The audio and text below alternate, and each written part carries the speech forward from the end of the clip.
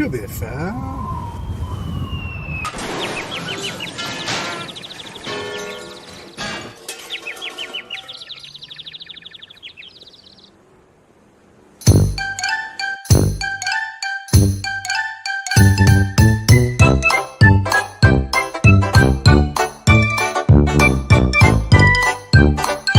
Let's talk about things, John. What? We're going to talk about 40K today? And things and stuff today. 40K today. What's up, Brad? How are you doing? Magical.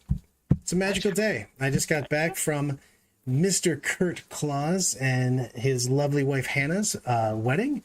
Kurt being a longtime off and off member of Team America and the owner of the largest thumbs in 40K, hands down, not even close. It's crazy. Largest thumbs in 40K. His nickname is literally Thumbs, and if you see his thumbs, they are frightening. You know literally what? Frightening. Ooh, that's all right. I'm a little scared, but every time he pulls them out, and to a new person, the initial response is always "ah." Yeah, you know what? That would be mine too. So that's fair.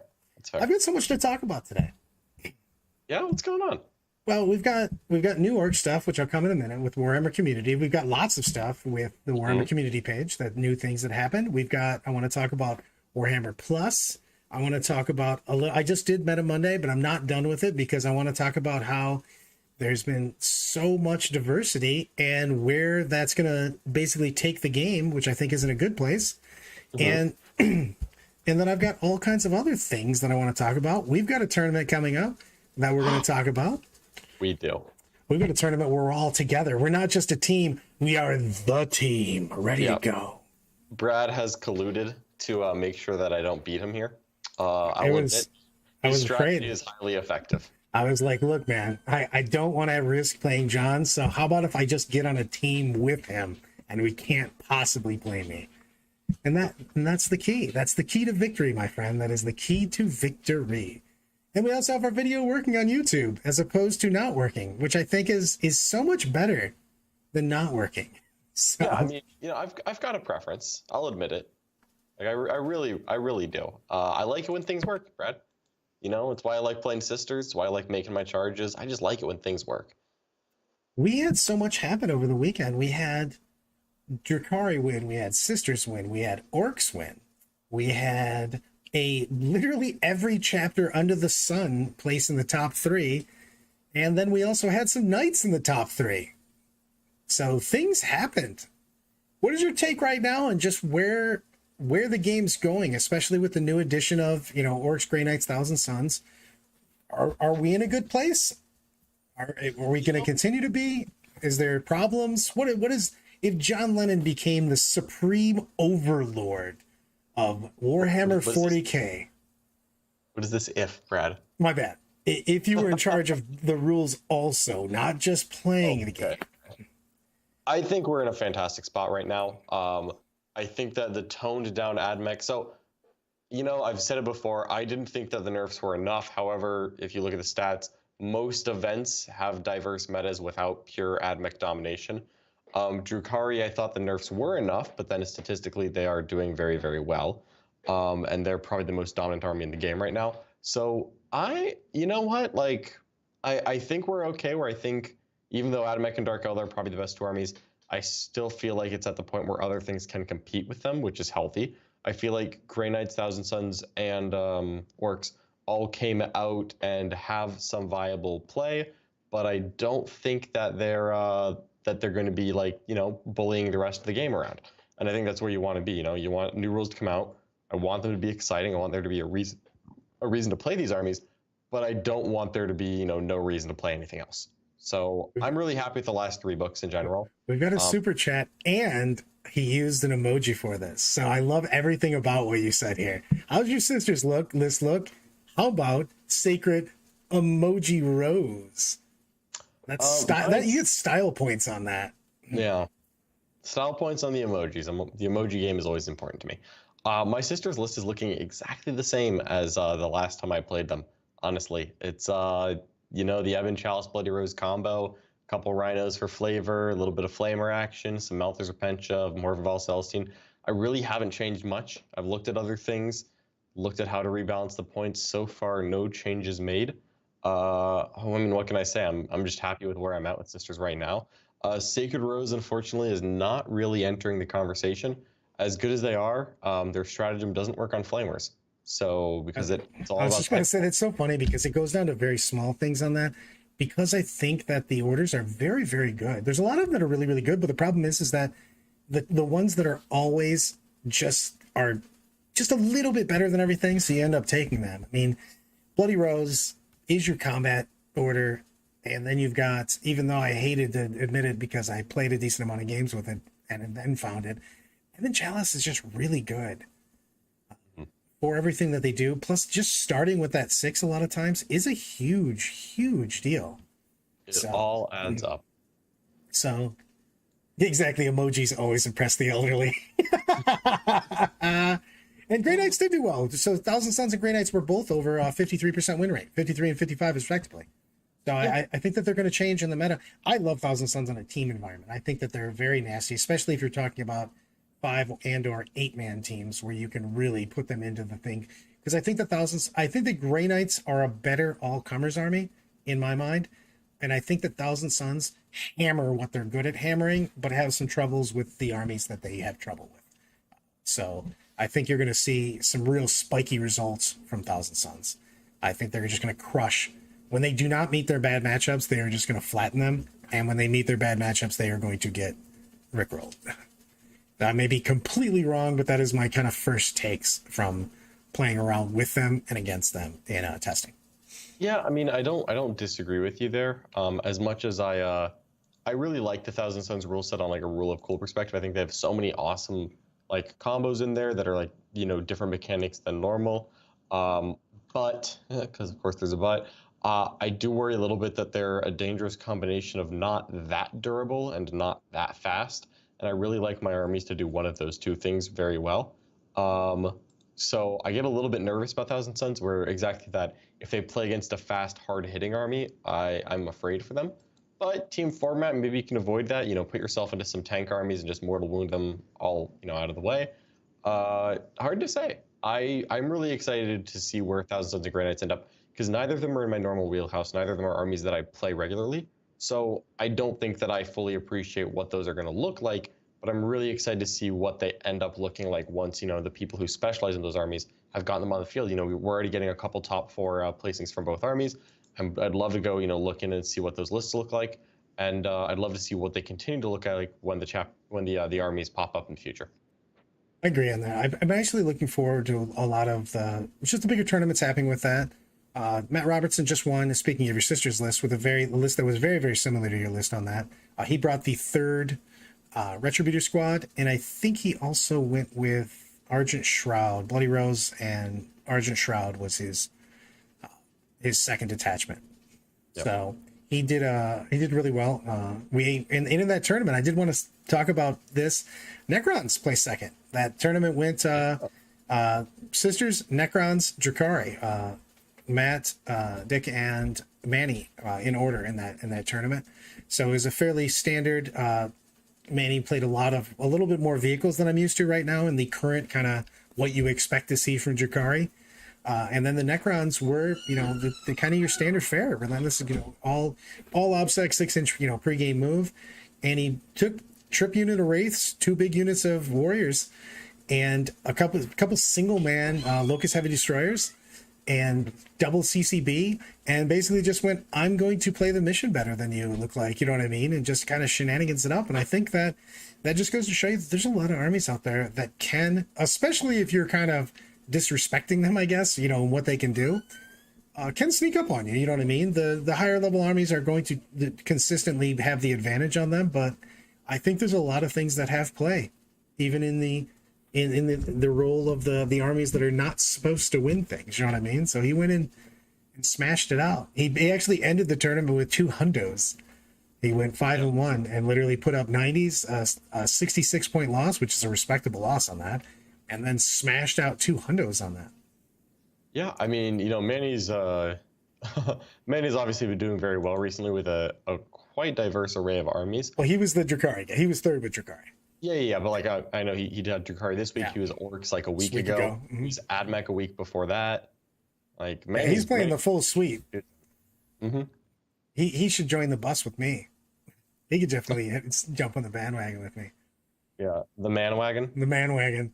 But that's what I'm saying. I just think that there's a lot of armies right now that we can play with, and I think it's going to get even. I hope that it's just going to get even more diverse as we get more and more counters to everything, because I think a lot of things just fit together. So we'll see what the next round of nerfs and stuff come out to do stuff with that. But I really think that you're going to see just more and more, and I think that it becomes more enjoyable. For me, it's so enjoyable, because I mean that means I've got more calls with John on what I'm going to take with to every tournament, because of the fact that you have more things you have to prepare for. More, it makes your list more diverse. I actually think it's not as fun if you have super dominant one type of army, or even one or two, because that's all you're focused on. You know what I mean? If you have to focus on just a super array, I think that it leads to more enjoyable tournament prep, because you have to prep for so much. It adds more variables. It's just more of a problem that you got to solve. And I enjoy that like just a lot more. You know what I mean? Think armies like your sisters are just super enjoyable type armies for me to play against, play with, because the army just doesn't go, this is automatically what you do. It has answers to everything, but they're not just laid out there. You know what I mean? So, let's see. Have to ask, how does your Drakari list go into GK with 3 Dread Knights, Grandmaster, Interceptor, and Stike? It's not going so well for me. I've actually changed just a bit in my army just to be even more MSU with them, because it's never been a friend to go into vehicles. You know what I mean? With the Drakari on that. And I've basically, it's funny because we just had this talk. I was sitting here talking with John about that list, and I got even more MSU because I go, I really want to drop the Trueborn. I don't like them. He's like, and he just goes, I thought you loved them. They were a must-have. I hate them. I want them out of your list. I go, done. 3 more squads of racks going in the army.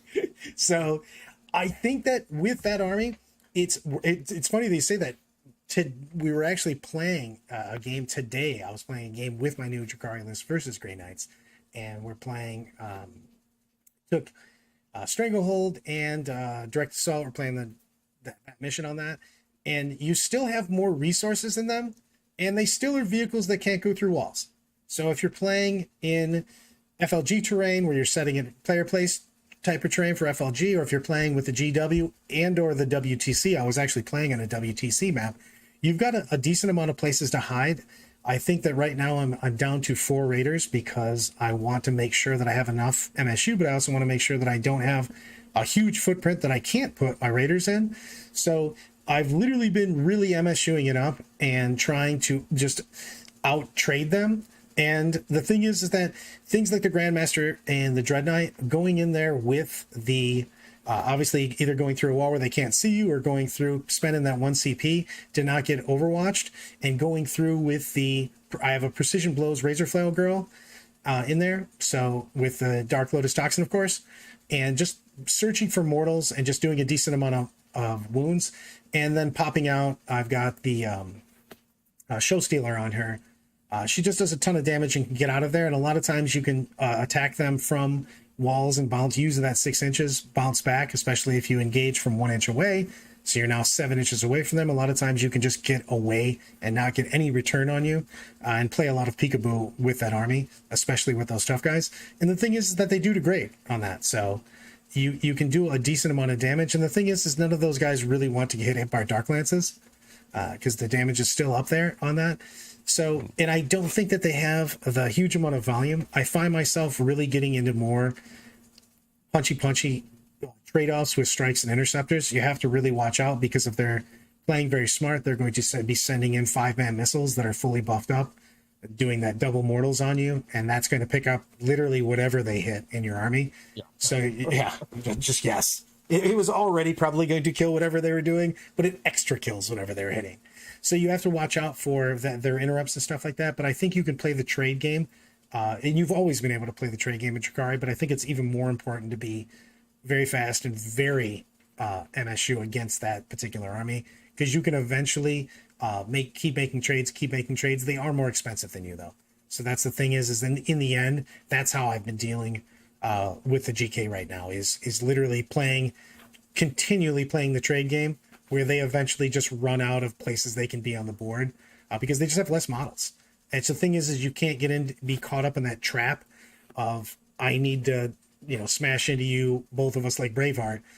They can trade up too hard. So you have to be basically you want them to be trading 1-for-1 all the time because you will win that war if it's 1-for-1 all the time.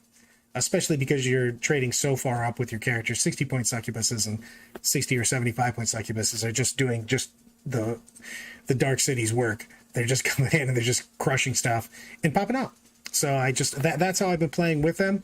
It's a very tough army, don't get me wrong, but I think that you're favored in that matchup, but only if you're basically not engaging them wholeheartedly on that. Just because of the fact that that's how they're going to get their big trades is if you have to put too many things into them, and then all of a sudden they're getting 2 and 3-for-1s on units. Yep. I mean, all this boils down to is if you're not sure what to do against someone who's trying to do something similar to you, figure out what you're best at and exploit that difference. What is Dark Eldar best at? Cheap trading units. That is perhaps their single biggest strength. It is certainly one of them. Do as much as you can to exploit that. Get as many points as you can out of that. Get as many pieces as you can out of that. Exploit your advantage. See what happens. Yeah, 100%. I just agree so much. I got a question for us today from me. I was say, long time listener, first time caller. So, what do you think on completely counts as armies? We've touched on this before, but we've never really delved deep into it. And I've seen a lot of chat on with different people, where people are asking, and it's been out there that some people love it. Myself, I love it because I'm a big conversion fan and I can barely see colors, so I've always been big on conversions. And some people hate it. They just do not like it unless you have the actual exactly the model that you're supposed to be using. Yep. What are your thoughts on this? And I'd actually like to pose this to everybody in the chat. We've like I said, we've talked about this a little bit.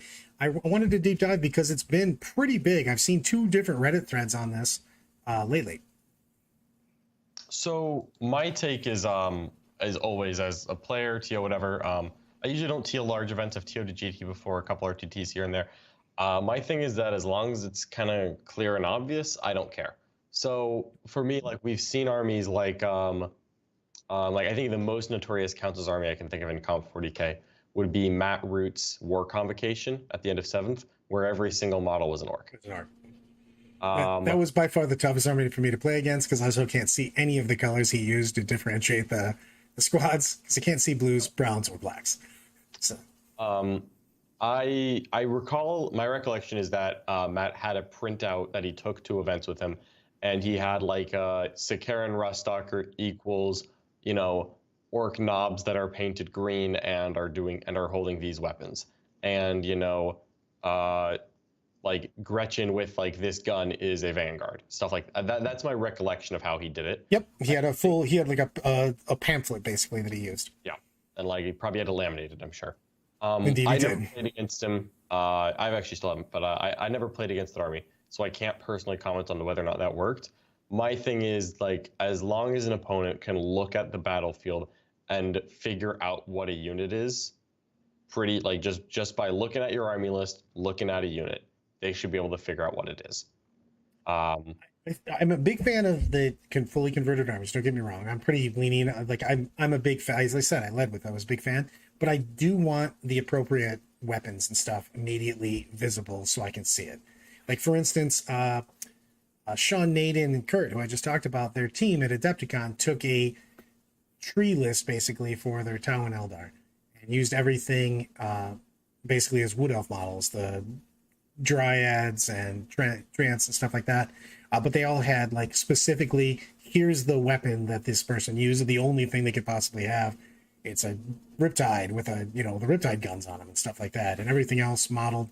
So when you looked at it, you can easily see it, at least for myself, and just went, oh, that's clearly that, cool, I can now play the game. Yeah, I've seen some cool conversions where like I know what one of the common ones is like Eldar Exodites, where you take some like Lizardmen or Seraphon that they call them now, like T-Rex or like a Carnosaur, Carnodon, and you like slap like a Night Spinner turret on the back. And at that point, I'm like, yeah, that one's the Night Spinner. It has the Night Spinner turret on the back. That stuff I love. Because like you can look at that and it's chronologious. Weapons is a great thing, weapon or something similar, like like obviously, a named character can kind of just like have any weapon if it's the only, it's the only thing they can have. Right. Like, although I did actually put the Ardent Blade on my Celestine. I actually took a Really? Celestine. Yeah, I took a Celestine cut because I had a spare one from a kit, like from a lot that I bought because I bought a lot of Metal Sisters and it came with a plastic Celestine. And her flight stand was broken, so I didn't use her. But then I just have a Celestine with a broken flight stand, and I made my own Celestine. I'm like, well, you know what? Let me just cut off the sword and put it on because it already had the flowers attached and everything, so it's pretty easy to do. I don't know. I always see what everybody thinks about that. I'm I'm a big fan of them, but I really think that they have to just have the appropriate. Like you said, though, I think it's really big that when you walk to the table, you should be able to look down and go, yes, this is this unit clearly, this is this unit clearly, and move on with it. Yeah, I think that's the big thing is that if I have like I should be able to have I think like what you should say as the standard is if your opponent's army is on the tray in front of you, everything's on the tray. You have a printed copy of their army list and you've got the GW website up on your phone. You should be able to figure out what everything is on that tray, I think. I agree. And I agree with the comment on this. I think that letting people play counts as allow people to enjoy all aspects of the hobby. And it does create a gap if you're not allowed to do that. Yep. I do miss that a lot, and I've been playing for a long time, and there was more conversions back when that was a big deal. When paint score and like composition and everything else counted for a lot of your points 20 years ago, you know what I mean? It was a huge deal. So I do miss some of that. I wondered what a lot of people thought on it, just because of the fact that there's been fairly heated debate multiple times, like I touched on it weeks ago, and just kind of touched on it a tiny bit, and then it seems like it's gotten pretty. There's been a couple armies that have submitted stuff, and people had some very hard feelings about said armies or said things. So I figured on that. Let's go to something that's really that I'm really big on, and I hope really things out. What does everybody think about Warhammer Plus? I'll talk with the person that actually I can hear right now. What do you think about Warhammer Plus, my friend? I've actually already paid the money for it. They got me with the promise of a shiny Vindicare Assassin. Watched, any of our YouTube games that include a Vindicare Assassin, you would know that the Vindicare Assassin I own is, by no small margin, the worst model I own. I spent a lot of time painting it. I actually think it's one of the best character models I've ever painted. It is atrocious. It is absolutely the worst. It took him 6 games to kill a model. Avoid and he's never died, by the way. But it took him 6 games to kill a model. He is literally my least favorite assassin. And there were times when I like stopped shooting characters and big targets, and I started shooting like single wound Chaos Space Marines. And, like, I'm not even joking with you, Brad. We have this documented. It took maybe not 6, but I was at least 5 games because I played him against Tau. I spent the CP so that every like hit against a vehicle would be D3 mortal wounds, and then I spent the command point to double tap him. And I fired at 2 different things, rolled a 1 to hit for both of them, CP rerolled one of them, and used the grand strategist reroll on the other, and I rolled 4 consecutive ones. Strong. And I was like, wow, it's a bold move. This is something I'm doing right now. But a new Vindicare Assassin may change my luck, and it also is a dope model. It has that like sisters statue display piece. I love that scenery. I actually really want to put that on like the base of a Chaos Knight or something. Like there's so many cool like conversion opportunities with that. It's a great looking sculpt. I wanted that. And once I was looking at like, well, this is like a $30 model. If I spend $60 on it, and then I get a year of watching Warhammer Plus, like screw it, I'm in. I like watching TV shows. I was pleasantly surprised, by the way. I haven't I like the first the episode that they showed. You know what I mean? So, and I've watched a couple of them, and I don't know. Have you actually like bought Warhammer Plus? Are you watching it yet? I literally just bought it this weekend. I was going to watch it while I was there, and I didn't really have an opportunity because lots of things were happening over the weekend. And I've been talking about it for a hot minute, and I just said, screw it, I'm in. And I would love it to have enough that it continues on, because literally in a very greedy way, anything that promotes that makes it so we reach more people means that the hobby gets bigger, means that there's more money in the tournaments, that means we have better terrain, we have better everything. So you know what I mean? We have just more. The more money that the game brings in means the more money that gets put back out for venues and tournaments and everything else. Just more of just everything. So I really hope it's successful because I want them to make more money. So hopefully they'll spend more money towards us. So Yeah, I definitely hope it's successful. What they've put out so far, for anyone who's not in it, is right now, basically there's 2 TV shows or animated shows that they're doing episodes for exclusively here. There's Angels of Death and Hammer and Bolter. Angels of Death has 1 episode up. Hammer and Bolter has 3. One of which was the Old Bailey, Yarrick versus Orks, that was like shown for free on a day like last weekend. Hammer and Bolter, I actually really enjoyed all 3 episodes that they put out. Angels of Death, I'm like very undecided on. It's the one that's like, it's like a black and white animation style with like splashes of red. And yeah, I like the Hammer and Bolter. yeah, I liked Hammer and Bolter. The Angels of Death, I kind of want to see another episode or 2 before I really say that I don't like it. But the black and white is kind of weird to me. I don't know. Maybe it's because I'm a Zoomer, so I don't remember when black and white was a thing like Brad does. I mean, I basically still see in that color, so get away from me. And then they've got they have 40K battle reports, Age of Sigmar battle reports, and Citadel Masterclass, which is like a painting thing. I haven't looked into the paint part of it yet. I probably will the next time I have a nice weekend to myself that turns into a paint weekend, but I haven't looked at it yet, so I couldn't tell you how valuable that is. And I haven't also not watched any of the battle reports. So I think that I hope that it like basically puts out enough content and everything for it because I am going to support it. You know what I mean?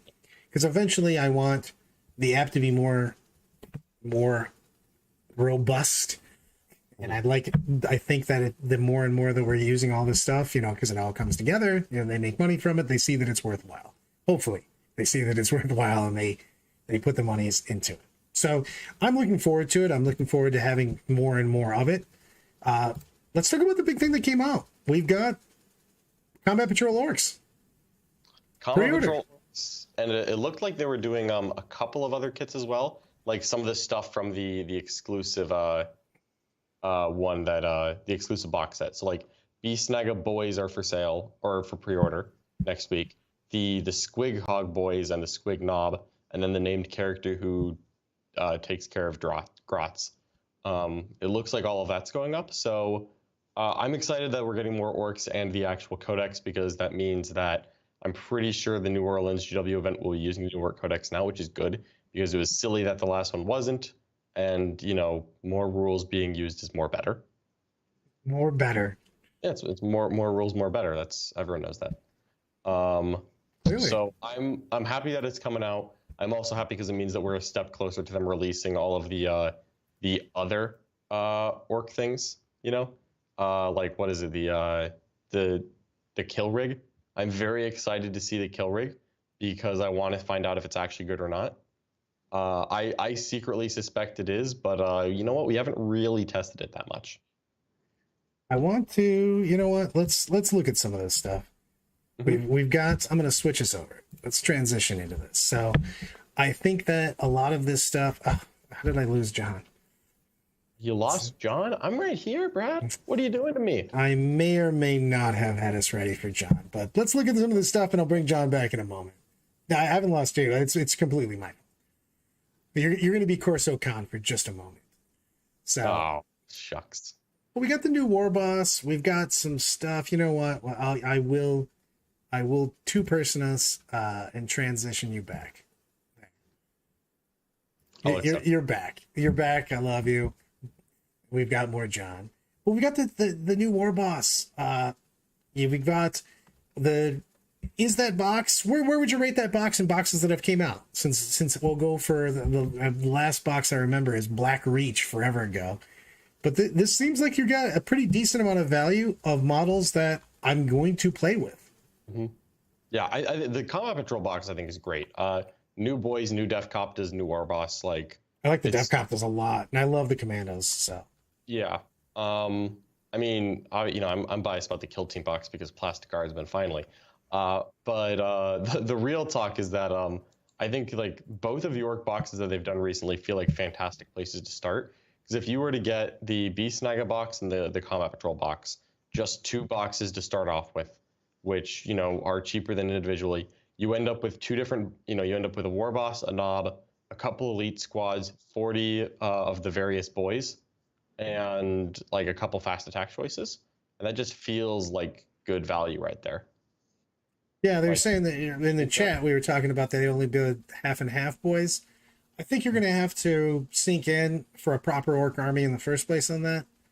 So I'm hoping that they give us more releases immediately with the new commandos. They had talked about in one of their Twitch streams new Storm Boys. So Yep. I'd like to see what all of the things that are coming out.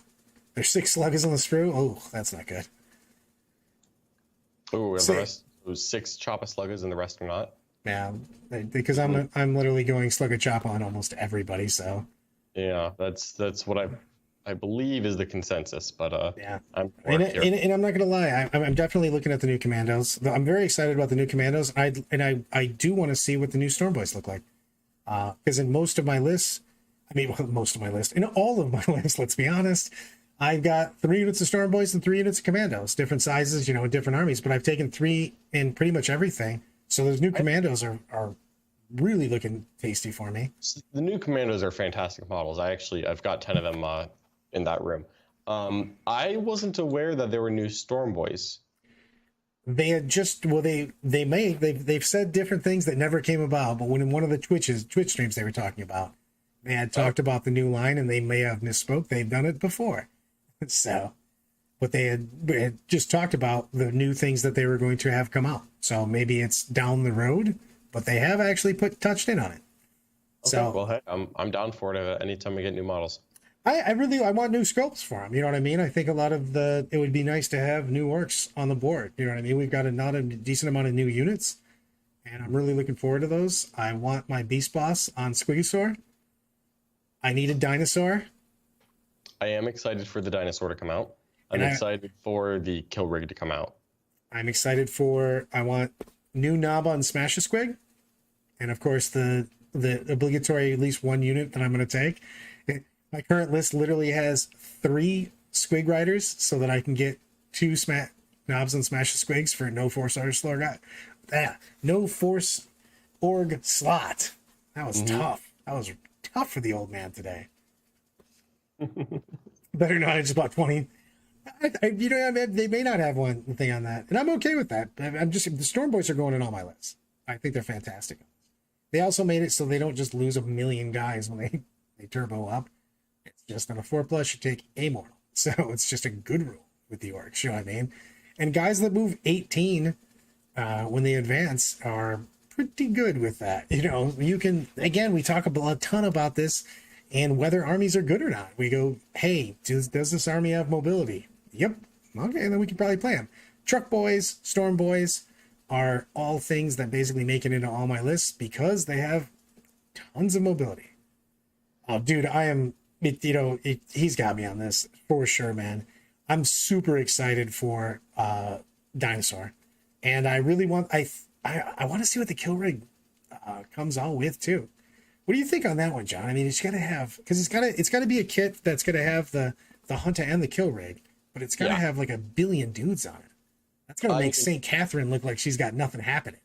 The kill rig I can only imagine is going to be an expensive night based size model because like that thing looks like it's on a night base. The thing looks massive. I'm very excited to see it because I still think that all these orc players trying to be cunning are just wrong, and I think that orcs need to just get over themselves and punch people. Like start hitting people, get stuck in, and I think that means taking big tough models and a lot of them and just see how much you can do. Triple kill rig, rocking it out. I could see that. I wouldn't be mad at that. I have a bucket of dice. Triple Blood X kill rig. You deploy them on the line, and you see if you go second, and if you do, you redeploy them. Do some fancy stuff here. They can't. The Blood Axe one is before. They just put people in reserve. It's sad. No, no, It's Udon. it's after the first turn roll. The so you do stuff. I can see that. I can see coming in and punching people in the face. I mean, I base my orc lists around that. My orc lists are not very shooty. They're very, very punchy. I feel very orky inside, and I feel orcs demand some punchy punch. This feeble orc shooting stuff. No, that's not where the manly. I also bring some goths and stuff to the board. Those goths don't like that shooty stuff. They like the punch. They've been working out. They've been hitting the gym. 100%. But I like it. So, and I like these new models that are coming out. What does everybody? What do everybody think? What do you guys think about? What do you? I mean, I think the Commando pack's amazing, and I love Nob on Smash Scrag. I was surprised that he was in the same box. But I'm gonna get a couple of these Combat Patrol boxes. I think they have a decent amount of stuff, and I do love me some Dev Copters. Yeah, the Def Copters look like the one of the better parts of it. Just because, brand new model, it's on a new size base than the old model. Not a lot of people have a ton of Def Copters. Every Def Copter I've seen, since it is at a minimum 13 years old, is broken and hard to fix because the old models were monopose and the propellers were super fragile. And so, it's very rare to find a Def Copter that has the propellers attached. So I feel like every orc player needs to do themselves a collective favor and just get some new ones. I do agree. Killrig slams in, spills out beast snaggers, and the Squig boys hit the flank. Sounds proper orky. It does. That is a proper orc battle plan right there. That is when you yell the log. For sure. Well, we've got an event. I said this at the beginning. We have an event coming up here. And I want to get your thoughts on where the top lists are in a team event. I posed this question to Morcelli early, and him and I kind of just I used his homework and barely copied it. I just flipped two things around. So I think that we kind of agree on the top that the fact that there's 3 lists that are just auto in for your teams. But I think there's a lot of flex in the bottom 2 spots. So I think there are 2, but I'm surprised what you think. I'm curious to hear what you think the third is. I think that Sisters are an auto take. If you have if what the top 2 is. Admech and Drakari. So yeah. That's already there. But I think that if you have a skilled player with Sisters, I think that it's that person that can take on most anything. He might have 1 or 2, kind of bad matches, but you can work your way out with Sisters. I mean, it's the main reason you play it is top general with Sisters has plays against everything on almost every board. You know what I mean? So yeah. I just think it always makes it into your team list because you're not sure what your opponent's going to bring. And I think Sisters have answers to skewed list also, even heavy, basically whatever you're saying.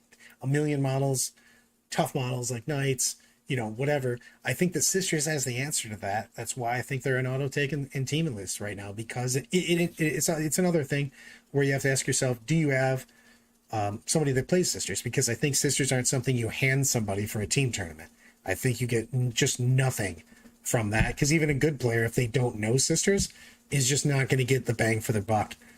Excuse me, out of the Sisters if they, with them. Yeah, I can fully appreciate that. Obviously, I love Sisters, and I will probably be playing them for a little bit longer. I've been enjoying it so far, so no reason to stop things now. As to, are they an auto-include? I think you and I if you have your player. Sisters are, but I think they're not an auto-include for the exact same reason, because you can't just force a Sisters into the team. It's like you either have a Sisters player already, at which point you're considering them because it's someone's main, but I don't think that you change the team to get Sisters in if they're not already naturally fitting in. I'll give you that, because my Sisters always had the caveat, the asterisk next to it of I have to have a Sisters player. Yeah. They become my third list automatically if I have a Sisters player that knows Sisters, because I think they have such a big upside. And people have a hard time playing against them because they still have a lot of shenanigans. They just do. There's just a lot of strange rules between Bodyguard and the Miracle Dice and different ways that you can adjust saves and stuff. People think that they're going to kill Celestine a lot easier than, because the math skews very, very hard once you get to Miracle Dice and adjusting one of the dice in the save pool up. So you have to use a lot more resources than you thought you were going to. And a lot of times that makes it so it's very hard decision making when you're playing against sisters, what you'd like to do. Sometimes you just have to go, I'm going to kill the other people in the army and let this horrible person run wild in my backfield because statistically it makes no sense to dedicate this many resources to kill one unit, you know? See, that's an easy thing to say, but it's a very brave player who can look at Celestine in front of their army and just not do anything about it. Correct. But that's what I'm saying. Like sometimes that just is the right call because the rest of the army is significantly easier to kill. And the thing is the army is deceptive because even though they're T3, there's a lot of girls running around that have really good armor saves, especially if they're touching cover and stuff like that. All of a sudden you're shooting at 2-up save sacrosanct and things of that nature where you're like, should I dedicate all my small arms fire over here? You know, so, you know, yeah, there's a lot to be said for that. So what are my two others? Because that's what I'm taking right now. That's kind of what I'm focused on. If I'm going to a Las Vegas, I'm going to an ATC, then I think it really depends on terrain situations at that point in time. Because if I can guarantee like a light board, for instance, or if I'm willing to protect somebody, maybe a knight player gets thrown in there because if I can just keep knights in my back pocket for a couple pairings and go, oh, you don't have anything that actually can play against the knights anymore and there's a light table left? Okay, figure this out. See, man, okay, so my thing is here, I actually have Space Marines above Sisters on the what do you put into teams list. I can see that. Goodness. No, I can see that. I mean, I'm a power armor fanatic. I don't hide what I am. I love me some Space Marines right now, but the dread lists, the dread lists are so good, and I feel like there's too many lists that just don't deal with dreads to not have dreads. I can see that. It depends on what terrain we're talking about too, though. So that's a little terrain dependent on that.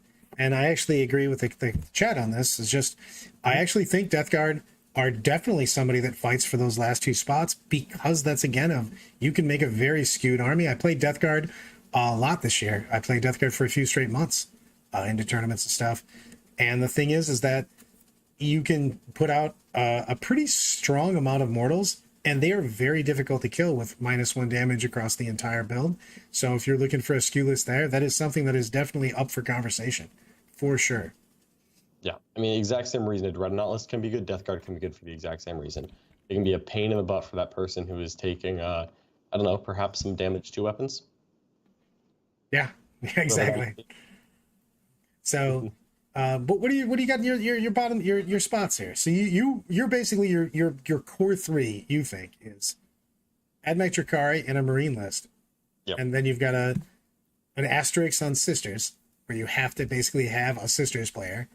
Yeah, if Sisters is there, you take them, but you don't force it if not. I mean, there's so many armies that are like viable right now that it's really hard to name a top 10, like or a top 5. Like I definitely don't think that Necrons are going to be in my top 5, but also like I don't mind Necrons in a team format. If you do an OBSEC rush, that's a great way to just get points, especially in a differential game where getting tabled late game is not that big a deal. As long as you've gotten a solid score up until that point. You have a player that's totally okay with doing that. You got that guy that just takes points every game against the hardest matchup. Whew. Yeah. I mean, most Necron armies suffer more than 100% attrition every game, so Necron players are okay with that. I mean, if I'm rounding out that, I would put Sisters in, although with that same asterisk as you. And that last spot, I mean, honestly, I kind of want to say Demons because Demons are one of those weird off kilter lists that has some really good matchup potential, but also some bad matchups. And I'm a big believer that you can have one list in a team format that you kind of have to babysit a little bit in pairings. I don't want to have two, but I think you can afford to have one. Yeah, and it depends on what the format is too, whether you're 5 or 8 man. But 5 man, yeah, you can. I think you can do one. That's true. I'm thinking 5 here because I'm thinking a 5-man team. You know, that's what we're obviously looking at with Las Vegas. Mm-hmm. I don't mind having a demon list. Just something to babysit in pairings, and I get it. But if you've got 4 solid take all comer lists, and you can give that demon player a little bit of extra, leash to run with. What kind of demon list you thinking about when you're talking demons? What are you talking? I mean, you could either do a keeper rush with, the mirror. You could do Beast of Nurgle with Be'lakor.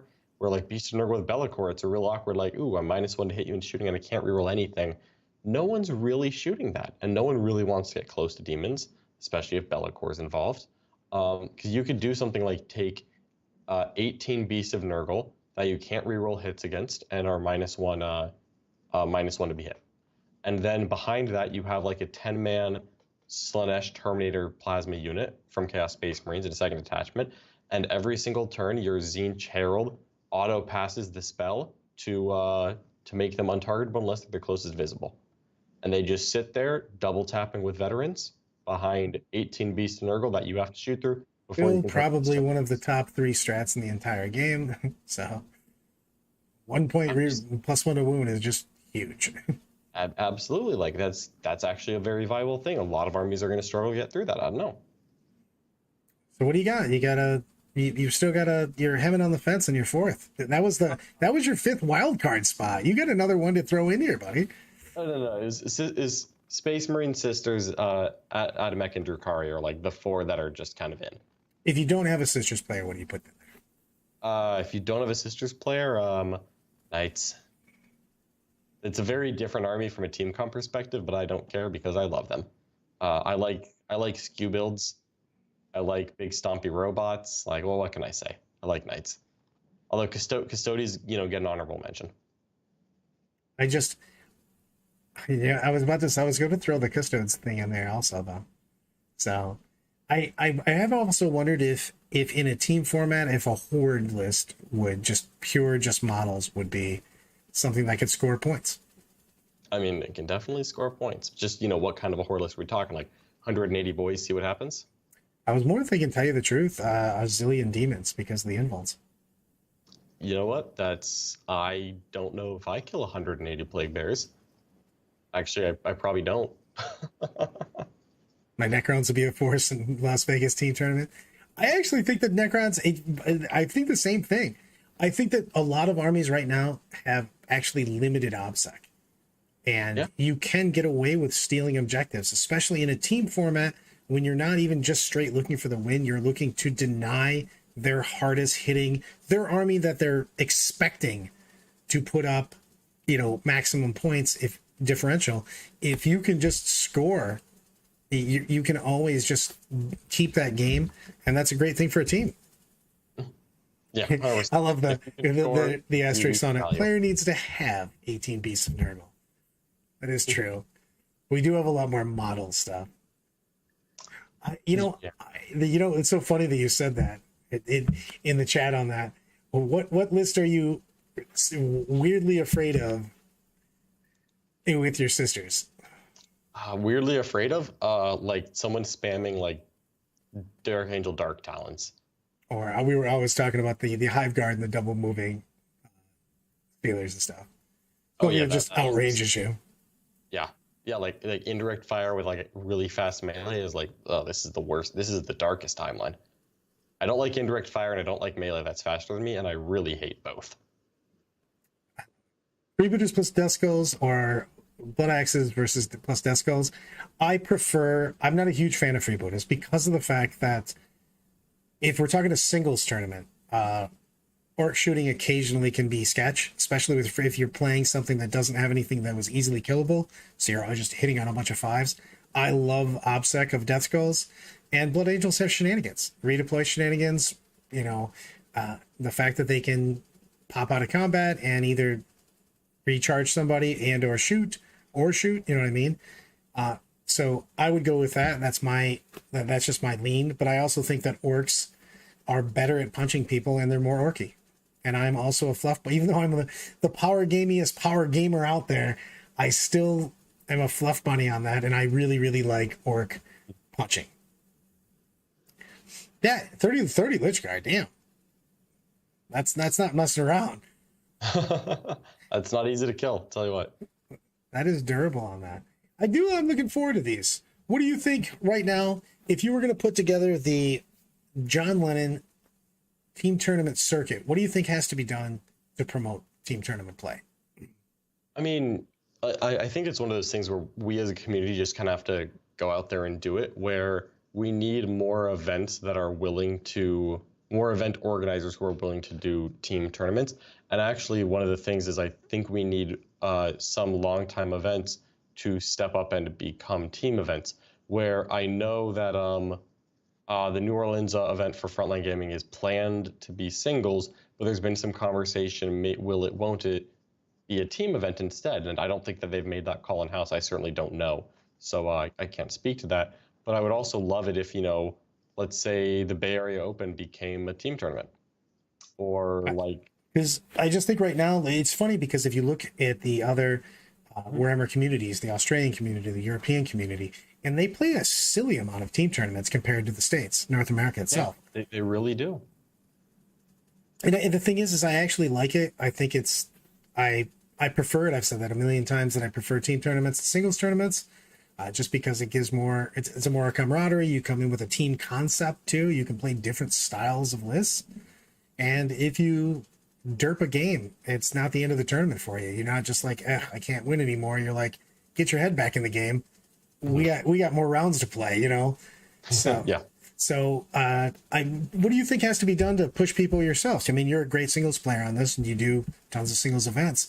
What would have to be done for you to just play in more? Would more team tournaments being available make you play in more team tournaments? Just the availability of them? Is that the? It's really that.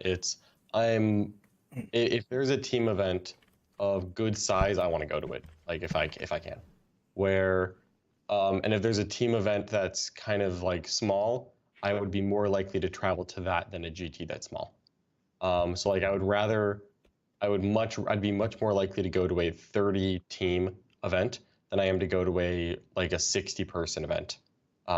If it's like 8 hours away from me, I probably wouldn't go to an 80 person event or a 60 person event that's 8 hours away from me.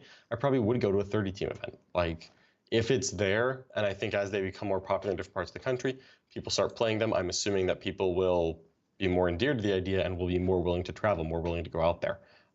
I think that people have mentioned a team circuit, and I think that's hard to do because, honestly, you get team events where one of the 5 people can't go. Like, unfortunately, the Las Vegas teams, Mark Perry's going to be at a wedding that day. Would absolutely love for him to be with us. He would certainly be welcome if he could. But I understand he's going to a wedding. I'm not going to tell him he can't go to a wedding. But then It's nice the of you. team event, yeah, it's unfortunate. But hey, he's a good friend. So what do you I don't want it to be a team format of you have to have the same 5 people every time. But I wouldn't mind if like a team had to keep us, at least 3 players. 3 players or something. I could see that. Yeah. And I would like that. I would love to have a team circuit. I would prefer to play more team games than individual games. I mean, I'd still go to individual events, you know what I mean? But if there was just more opportunity for team, it's just for me, it's just a better way to play. I just appreciate the game more. It also gives more, again, when you talk about prep for it, it gives us way more options of things to do. You can play with different SKU lists. And also the fact that because you can only bring one of anything, it means that even if the meta becomes meh, team tournaments always have a good meta, because whatever army is abusive, well, there's one of them, you know what I mean? And so you don't play only that, you know what I mean? We don't show up with your Brohammer Leviathan list and it's the only thing I play for 2 days, you know what I mean? So but I could see that starting small. I like a lot of these things that are in the chat on that. Even if you had smaller team, it's the team concept itself. You know what I mean? Is the biggest thing for me. It's just I like that type of 40K. I just like to have, my favorite part about 40K isn't the games. It's literally hanging out and eating too much, drinking too much, and talking about tiny soldiers with everybody that I'm with. That is my favorite part about every tournament.